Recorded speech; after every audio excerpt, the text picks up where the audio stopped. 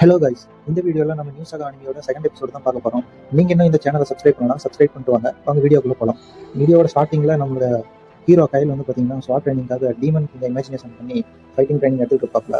அதை ஃபியூச்சரில் அவர் எப்படி ஃபைட் பண்ணுவாரோ அதை அப்படியே இமேஜினேஷன் பண்ணி இங்கே இம்ப்ளிமெண்ட் பண்ணுவார். டீமன் கிங்கும் அவர் அட்டாக் பண்ணுற மாதிரி அவர் இமேஜினேஷன் பண்ணி ஸ்வாடை வச்சு அவர் அதை டிஃபெண்ட் பண்ணுவார். அப்போ ஒரு பால் வர அதை கட் பண்ணிட்டு இன்னொரு பாலை டாஷ் பண்ண இன்னொரு பால் வந்து பார்த்தீங்கன்னா அவர் ஃபேஸ்லேயே அடிச்சிடும். அது ஒரு 2 ஸ்டெப்பு பின்னாடி போய் நின்று 3 வருஷத்துல நம்ம வில்லேஜ் டிமன்ஸ்லாம் அட்டாக் பண்ண போறாங்க, எனக்கு இன்னும் மோர் ஸ்ட்ரென்த் வேணும் அப்படின்னு சொல்லி ஸ்ட்ரென்த் அண்ட் ஹேஸ்ட்னு சொல்லவும் அவரோட ஸ்பெல் ஆக்டிவேட் ஆகி அவருக்கு மேஜிக் பவர் வந்தோம். உடனே அவர் நான் என் மேஜிக் பவர்லாம் இழந்துட்டா தான் நினைச்சேன், பட் ஆனால் இப்போ முன்ன இருந்ததை விட இப்போ பெட்டராக இருக்குது அப்படின்னு சொல்லிட்டு டீமன் கிங்க அட்டாக் பண்ண கிளம்பிடுவார். அப்போ அங்கே வர மேஜிக் பால்ஸ்லாம் டாஷ் பண்ணி அவர் அட்டாக் பண்ண போகும்போது ஒரு பால் அவர் மைண்ட்லேயே அடிச்சு மறுபடியும் மட்டமெல்லாம் கீழே வந்துடுவார். இப்போ அவர் என்னதான் நினைச்சாலும் என்னுடைய உடம்பு ஒத்துழைக்க மாட்டேங்குதுன்னு நினச்சிட்டு இருக்கும்போது சைடில் வந்து பார்த்தீங்கன்னா அவரோட ஃப்ரெண்டு தேரானும் ஒரு விஷயம் புகழ்ல இருந்து வெளியே பார்த்துருப்பாங்க. அப்போ தேரான் இவன் எத்தனை நாளாக இந்த மாதிரி பைத்தியக்காரத்தனமாக பண்ணிட்டு இருக்கான்னு கேட்க ப்ளீஸ் நேரத்தில் இருந்துதான் அப்படின்னு சொல்ல உடனே தேரான் அவங்க அம்மா அங்கே வந்துருவாங்க. ஓ பசங்களா, நீங்கள் இங்கே தான் இருப்பீங்கன்னு நான் நினச்சேன், அதே மாதிரியே இங்கே தான் இருக்கீங்கன்னு சொல்லவும் ப்ளீஸ் வந்து பார்த்தீங்கன்னா ஹே லைலா வெல்கம் ஹோம் அப்படின்னு சொல்ல தேரானும் ஹே மாமன்னு சொல்லுவான். என் முட்டாள் மகன் தனியாக சமைச்சு திங்க கற்றுக்கிட்டானா இல்லை அப்படின்னு லீஸு கேட்க லீஸ் என்ன தான் சமைச்சு தர சொல்லி ராடி பண்ணிருக்கான்னு சொல்லிடுவான். சரி, நான் இதை பற்றி அப்புறமா டீட்டெயிலாக கேட்டு தெரிஞ்சுக்கிறேன், என்ன மாதிரியான மான்ஸ்டர் கிட்ட கையில் அங்கே சண்டை போட்டுருக்கான்னு சொல்லு அப்படின்னு கேட்டால் அதுதான் எங்களுக்கும் தெரியல, ஏதோ ரியலாக கனவு கண்டாங்க அப்படின்னு சொல்ல கனவு இவனோட ஃபைட்டிங் ஸ்டைலு டிஃப்ரெண்ட்டாக இருக்குது, கூடவே பவர்ஸ் இன்க்ரீஸ் ஆகிருக்கு. ஒரு மனுஷன் ஒரே நைட்டில் இப்படி மாறதுக்கு காரணம் நிச்சயமாக ஒரு பொண்ணாக இருக்க முடியும்னு அவங்க அம்மா சொல்ல லீஸுக்கு தூக்கி வாரி போட்ட ஒரு பொண்ணா அப்படிங்கிற மாதிரி அப்போ அது நீ இல்லையா அப்படின்னு லைலாவும் அவங்க மகனும் பார்க்க போகலையான்னு சொல்லி இருந்தாலும் பார்க்கும்போது கையில் என் பின்பகுதி பத்திக்கிட்டு எறிகிற மாதிரி இருக்கு, ஒருவேளை என் மேஜிக் பவர் காரணமாக இருக்குன்னு நினைக்கும் போதே பின்னாடி லீஸ் வந்துடுவா, யாருன்னு சொல்லு அப்படின்னு கேட்க எதை பற்றி கேட்குற அப்படின்னு நம்ம கையில் கேட்கும்போது ஒழுங்கா சொல்றா யார் அந்த பொண்ணுன்னு கேட்கும்போது எனக்கு தெரியாது அப்படின்னு உண்மையை சொல்றா, இல்லைன்னா நான் உன்னை சும்மா விட மாட்டேன்னு வச்சு கொடுக்க நம்ம கையெழுத்து வாந்தியே வந்துடும் பொண்ணுக்கிட்ட. எனக்கு யாருன்னு தெரிஞ்சே ஆகணும் அப்படின்னு லீஸு கத்திட்டு அதுக்கப்புறம் இந்த வகை வகையாக சமைச்சு வச்சு நான் பண்ணதுக்கு என்ன மன்னிச்சிரு, இந்த இதை சாப்பிடு அப்படின்னு சொல்ல சைடில் தேரான் வாவ் இந்த மாதிரி கைண்டாக பேசி நான் யாரையும் பார்த்ததே இல்லை அப்படின்னு. அப்போ நம்ம கையில் வந்து பார்த்தீங்கன்னா இப்போ நம்ம எல்லாரும் இந்த இடத்துல இருக்கோம், ஸோ உங்ககிட்ட எல்லாருக்கிட்டையும் நான் ஒரு கொஸ்டின் கேட்குறேன் அப்படின்னு சொல்லுவோம். கேளு அப்படின்னு சொல்லுவாங்க. இந்த உலகத்திலேயே ஒரு விஷயத்த எல்லாருக்கும் போய் சேர்ற மாதிரி சொல்லக்கூடிய இன்ஃப்ளூயன்ஸான ஆள் யாருன்னு கேட்க தேரான் திங்குறான், வேற யாருன்னு சொல்ல அவங்க அம்மா ஹோலி ஐ கிரீஸ்க்கு சொல்லுவாங்க.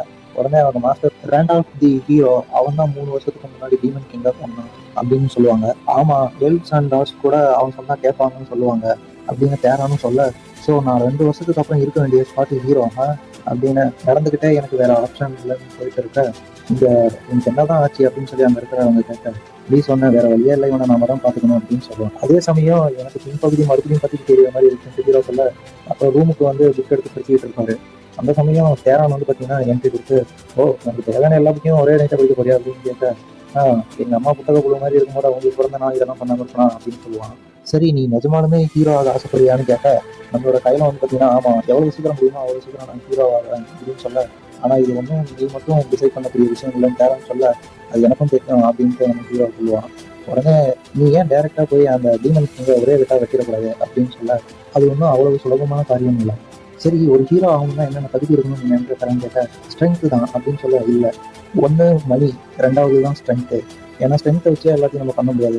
சப்போஸ் ஊர் மக்கள் வந்து பார்த்தீங்கன்னா உங்ககிட்ட அது வேணும் இது வேணும்னு கேட்கும்போது ஸ்ட்ரென்த்தை வச்சு பாதியை பண்ண முடிஞ்சா மணி இருந்தால் அவங்களுக்கு தேவையானதை நம்ம பூர்த்தி செய்ய முடியும் அப்படின்னு சொல்லி நம்ம ஹீரோ டெஃபினேஷன் கொடுத்துட்டு இருக்கும்போது வா நீ ரொம்ப ரியலிஸ்டிக்காகவே யோசிக்கிட்ட அப்படின்னு சொல்லிட்டு தேரான் வந்து பார்த்தீங்கன்னா கேட்பான் அவன்கிட்ட நீ இதெல்லாம் இவ்வளவு ஆர்வமாக பண்ணிட்டு இருக்கனா பின்னாடி ஏதாவது ஒரு காரணம் இருக்கும்னு எனக்கு நல்லாவே தெரியும், அது என்னன்னு கொஞ்சம் சொல்றான்னு கேட்கும்போது எதுவாக இருந்தாலும் அது நல்லதுக்கு தான், என்னை நீ முழுசா நம்பலாம் தேரான் அப்படின்னு நம்ம கையல் தேரானோட ஷோல்டரில் கை தட்டி சொல்ல சரி நான் உன்னை முழுசா நம்புறேன் அப்படின்னு சொல்லி அவனும் அந்த இடத்த விட்டு கிளம்பி போயிருப்பான்.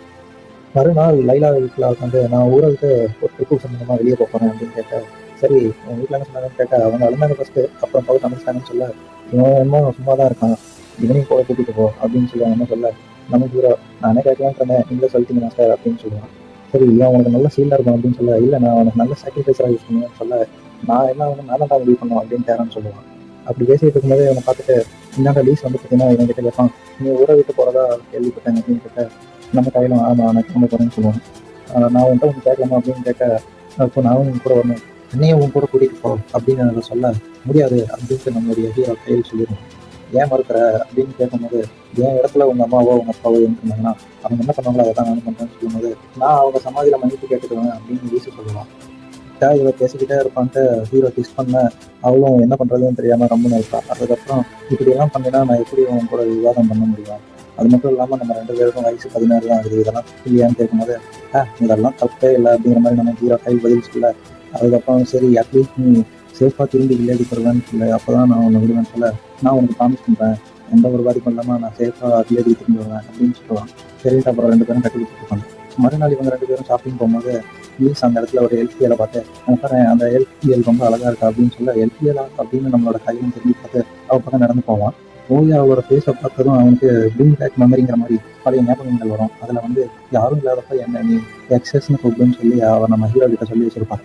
அதனால் அது அவனுக்கு ஞாபகம் வந்து எக்ஸஸ்ன்னு அவனே அறியாமல் கூப்பிட, என்னுடைய ஒரிஜினல் பேர் உனக்கு எப்படி தெரியும், எக்ஸ்பிளைன் பண்ணி இல்லைனா உன்னை இங்கேயே கொண்டுருவாங்கிற மாதிரி கத்திக்கிட்ட கையை கொண்டு போக, ஒரு நிமிஷம் இரு அப்படின்னு சொல்லி அவள் கையை பிடிக்க, என்ன தைரியம் இருந்தால் என் கையை பிடிக்க அப்படின்னு அவள் கேட்க, விட்டா எங்க பிரச்சனை பண்ணிடுவான்ட்டு எக்ஸஸ் சிலி அப்படின்னு சொல்லுவான். அவளும் தூங்கிடுவா. ஏன்டா அப்படி பண்ணு சொல்லி அப்புறம் அவளை அப்படியே அவன் தாண்டி பிடிக்க, இது எல்லாத்தையும் பின்னாடி நின்று லீஸ் பார்த்து என்னடா பண்ண அந்த பொண்ணு அப்படின்னு கேட்க, ஒரு நிமிஷம் லீஸ் நான் சொல்றதை கேளு, நீ இல்லாமல் நான் தனிமையில் இருந்தேன், நான் உன் பின்னாடியாக தான்டா இருந்தேன், ஒழுங்கா எனக்கு எக்ஸ்பிளைன் பண்ணிருந்தா நானும் உன் கூடியாக தான் வருவேன் அப்படின்னு சொல்லி கட்ட, 2 பெரிய ரூமில் கூப்பிட்டு உட்கார வச்சு நைஸ் டு மீட் யூ ஒரு அப்படின்னு சொல்லி நம்ம கையில் ஸ்டார்ட் பண்ணேன். இந்த வார்த்தை என்கிட்ட ஒர்க் ஆகும்னு நினைக்கிறேன், என் ஃபேமிலிக்கும் எனக்கு மட்டும் தெரிஞ்ச பேர் உனக்கு எப்படி தெரியும், ஒழுங்கு மரியாதையாக சொல்லு அப்படின்னு அதை கேட்க, 4 வருஷத்துக்கு அப்புறம் நம்ம லவ் பண்ண போகிறோங்கிறது எப்படி ஒன்றை சொல்ல முடியும் மனசில் நினைக்க, ஒழுங்காக சொல்லி இப்படி சைலண்ட் இருந்தீங்கன்னா நான் உன்னை கொண்டுருவேன் அவன் சொல்லுவான். ரைட், நான் உனக்கு சொல்கிறேன், ஆனால் நான் உன்னை கொல்றதுக்குலாம் அலோவ் பண்ண மாட்டேன், வேணும்னா நம்ம ஏன் அப்ளிகேஷன் ஆஃப் கான்ட்ராக்டை போட்டுக்கூடாது அப்படின்னு சொல்ல, உனக்கு அப்ளிகேஷன் ஆஃப் கான்ட்ராக்ட்னா தெரியுமா அப்படின்னு கேட்க, தெரியும், பொதுவாக கான்ட்ராக்ட் ஆவிகளுடன் உருவாக்கப்படுது, ஆனால் தெய்வத்தோட பேரில் தனிமைகளை வச்சு மனிதர்களை பிணைக்கணும்னா அதுக்கு அவங்களோட பெயரை சொல்லணும் அப்படின்னு நம்ம சொல்ல, ரைட் அப்படின்னா ஓகே, இப்போ இருக்க என்னோட பவரை வச்சு என்னால் கான்ட்ராக்ட் மேக் பண்ண முடியாது, அதுக்கு முழு பௌர்ணமி வர வரைக்கும் நம்ம காத்திருக்கணும், அடுத்த முழு பௌர்ணமி வரத்துக்கு இன்னும் 1 வாரம் தான் இருக்குது, ஸோ இந்த ஊர்லேயே 1 வாரம் ஸ்டே பண்ணலாம் அப்படின்னு புதுசாக சொல்ல, அதுக்கு நம்ம கையால் சாரி நான் நாளைக்கு இந்த ஊரை விட்டு கிளம்புறேன் அப்படின்னு சொல்ல, அப்போ நானும் வரந்து கூட கிளம்பிடுவான். இவங்க ஊரில் இருக்கிறவங்களுக்கு டாட்டா காமிச்சு கிளம்பிடுவாங்க. கிளம்பி போயிட்டு இருக்கும்போது நம்மளோட கையில் வந்து பார்த்தீங்கன்னா அவங்களோட டீமில் நியூ மெம்பரை வந்து பார்த்தீங்கன்னா எல்லாருக்கும் இன்ட்ரடியூஸ் பண்ணி வைக்காரு. இவங்க தான் ஒரு சார் நம்மளுடைய தேர்ட் டீம்மேட்னு இன்ட்ரடியூஸ் பண்ணி வைக்க லீஸும் திரானும் கை தட்டுவாங்க. உடனே நம்மளோட கையில் இருக்கிற மேப்பை ஓப்பன் பண்ணி, இதுதான் வந்து பார்த்தீங்கன்னா நம்ம போக போகிற டென்ஷனோட மேப் இன்னும் காட்ட, அதை வந்து பார்த்தீங்கன்னா இந்த மேப்பை நம்பியாடா கூப்பிட்டு வந்த, இது ஃபேக்கடா அப்படின்னு திரான்னு சொல்ல, இது முன்னாடி சொல்லியிருக்கலாமே அப்படின்னு ஈஸி கேட்க, இது ஒன்றும் சொன்னால் நம்புன்னு சொல்ல, அது ஃபேக்கடா எங்கள் சொல்ல ஏமாத்திட்டேன்னு சொல்லும் போது, அந்த எல்பிஎல் ஊர்ஸை பார்த்துட்டு இது 700 வருஷம் பழமையானது, இது ஒரு வகையான ட்ரீலேருந்து செய்வாங்க, இதை நட்டில் எடுக்கவே முடியாது அப்படின்னு சொல்ல, உடனே தேரான் வந்து பார்த்தீங்கன்னா எல்பிஎல் சொன்னால் கரெக்டாக தான் இருக்கும்னு சொல்ல, பாயமோடா அப்படின்னு சொல்லி கையெழுத்துவார். அதுக்கப்புறமேட்டு இந்த டென்ஷனில் லாஸ்ட் ரூம் இவ்வளோ தூரம் இருக்குது எப்படி போகிறதுன்னு கேட்க, அதுக்கு நான் ஒரு ஷார்ட்கட் தெரிஞ்சு வச்சிருக்கேன் அப்படின்னு சொல்ல, என்னன்னு கேட்கும்போது உடனே கட்டு நீங்கள் கட்டுவாங்க. இங்கே இவங்க 2 பேரும் சுரங்கம் தோண்டிட்டு இருப்பாங்க. அப்படியே இதுதான் அவங்களுடைய ஷார்ட்கட்டா அப்படின்னு சொல்லி இவங்க 2 பேரும் நல்லா பேசிக்கிட்டே வேலை சரியா நைட் ஆகிடும். அதனால் 2 பேரும் ஒர்க்கை விட்டுட்டு சாப்பாட்டுக்கு போயிடுவாங்க. அங்கே லீஸ் வந்து ஒரு கரடியாக கையாலேயே அடித்து கொண்டு சாப்பாடு ரெடி பண்ணி வச்சிருப்பாங்க. இவங்க உட்காந்து கவலைப்படாமல் பண்ணிட்டு இருப்பாங்க. யூஸாக மட்டும்தான் பார்த்துட்டு, நீ வெறும் கையாலேயே அந்த கரடியை அடிச்சு பண்ணிட்டியா, சூப்பர் பா அப்படின்னு சொல்லி அவருக்கு காம்ப்ளிமெண்ட் கொடுத்துட்டு இருப்பான். அப்புறம் அவங்க 2 பேரும் குளிக்கிறதுக்காக பக்கத்தில் இருக்கிற ஆற்றுக்கு போயிடுவாங்க. அங்கே குளிச்சுட்டு இருக்கும்போது கையில் என்ன தான் பார்க்க வேட்டாக இருந்தாலும் நான் நல்லவன் அப்படின்னு சொல்லிட்டு இருக்க புதுசாகவும் கேட்டுட்டு இருப்பா.